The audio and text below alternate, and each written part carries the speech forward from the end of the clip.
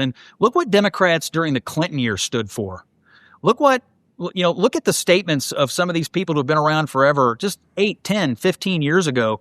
They were saying totally opposite things to what they have to say today to get along with these radicals in their party that they've allowed to hijack their party. And so I think it's going to be, I don't know what's going to happen in the presidential election in 2028, but I think as long as they're willing to die on all these 80-20 hills, on the 20 side of these hills, I think they're going to have a hard time regaining power. I really do. The midterms, I don't think it's going to tell us much about the identity of the Democratic Party. I think that 2028 presidential election, if they can't shed some of this fringe radicalism that has come to define them, they have like an 18% approval rating right now among the American people. I mean, there's a reason for that, because they've taken the 20 on every 80-20 issue in America. If they can't get rid of that, they're going to have a hard time.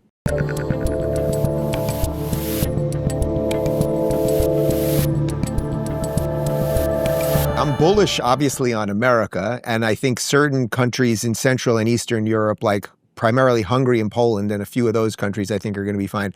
What do you make of Western Europe? Because to me, I think France, the UK, Brussels, maybe even the Netherlands, I don't see much of a future. I see no way they turn this around.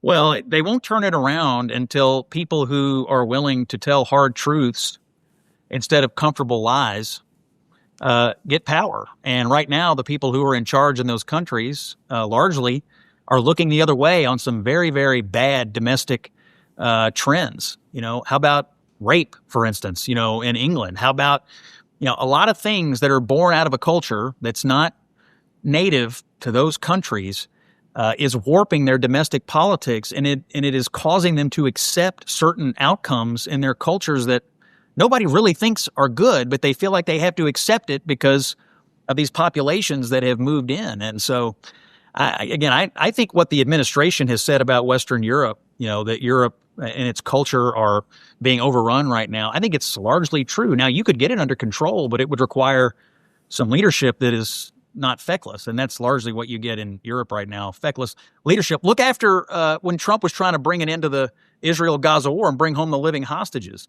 You had the leaders of these Western European countries all coming out on the threshold of getting that deal done.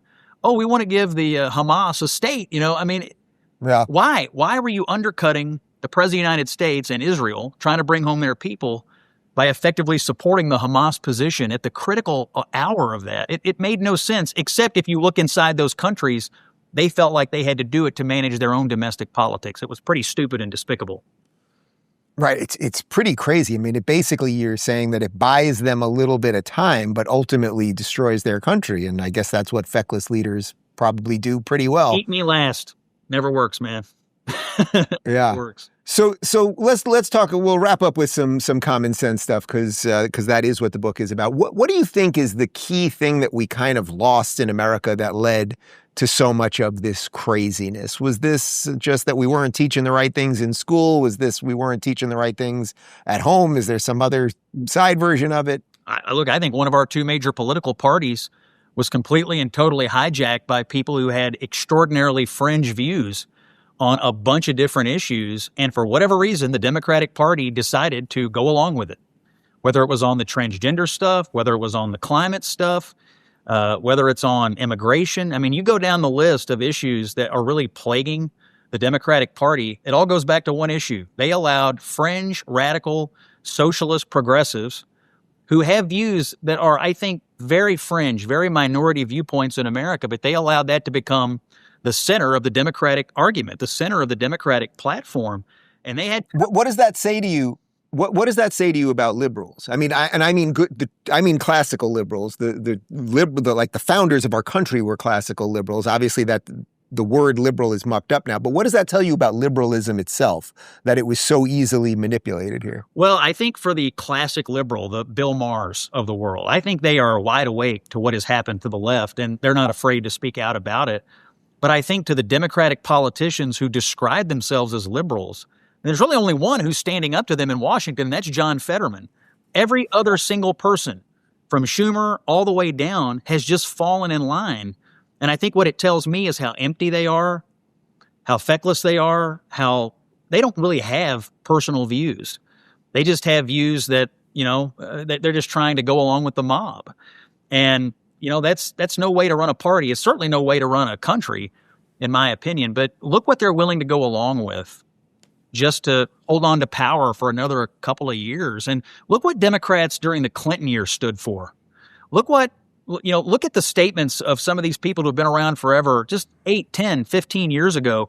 They were saying totally opposite things to what they have to say today to get along with these radicals in their party that they've allowed to hijack their party. And so I think it's going to be, I don't know what's going to happen in the presidential election in 2028, but I think as long as they're willing to die on all these 80-20 hills, on the 20 side of these hills, I think they're going to have a hard time regaining power. I really do. The midterms, I don't think it's going to tell us much about the identity of the Democratic Party. I think that 2028 presidential election, if they can't shed some of this fringe radicalism that has come to define them, they have like an 18% approval rating right now among the American people. I mean, there's a reason for that, because they've taken the 20 on every 80-20 issue in America. They can't get rid of that. They're going to have a hard time. Yeah, I quote you on the 80-20 thing all the time because I think that's just right, and I think it's what Trump understands about politics and people better than any of these guys. All right, I'm going to ask you about two people to end this thing. Let's end really uncomfortably here. You sit there with Ana Navarro. I can't stand that woman. The hysterics, the over-emoting, the lying, the complaining about Florida while she's married to a guy worth hundreds of millions of dollars, and I know where she lives. She's doing okay. You want to say something nice about her? Oh, look, I've worked with Ana for a number of years. We have a lot of sharp disagreements on the air. I will note this week, I think for the first time since Donald Trump came to power, she said something nice about Donald Trump as it related to Venezuela. She praised him on Venezuela. And so that's a step in the baby steps, I guess. Baby steps. I mean, the truth is she supported Biden. Biden talked tough on Maduro, but never really did anything about it. And now Trump, who she obviously opposed, did something about it. So, this week, Ana Navarro and I are aligned. Trump did right on Venezuela. So we'll take it as a win. We'll call it a win. Yeah, I'm pretty sure that week is going to wrap up very quickly. And then I'll just ask you about one more, because so it is Abby's show. And I am constantly, I can never figure out what she truly thinks about anything. I know this is not fun for me to ask you, but I just think she's just doing this constant shell game where she's obviously a Democrat. She's not really hiding that, but just never really telling people what she thinks in a not very honest way. Am I not giving her enough credit here? I'm really trying to be nice in the new year, Well, all I'll say about Abby is it's her show. She's our leader, and she is like our point guard. She's moving the ball around, and we're all out there playing offense and playing defense on the court with Abby. So I've gotten to know her very well over the last couple of years, and we have a great relationship. We've obviously had some sharp exchanges on the air, and she does have a point of view. And I think as the show has gone on, she's been more willing to pretty openly show you where she is on a particular issue or what her views are. And hey, that's perfectly fine, and it's perfectly fine for us to disagree. And occasionally we have been in agreement on an issue, but not very often. But look, I think what she's doing is not easy. Trying to manage those personalities at the table is somewhat difficult, and there is a lot of chaos out there sometimes. But I'll tell you this: I think it's the most unique show on television. It's really the only true debating show on television, and to be thrown into that without really much of a background in it, I'm sure it was a little scary for her, but she's handled it, and I've been really grateful to be part of it. And I look forward to seeing her every week. If you're craving more honest and thoughtful conversations about politics, check out our politics playlist right here. And if you don't want to miss any future videos, make sure to subscribe and hit that notification bell.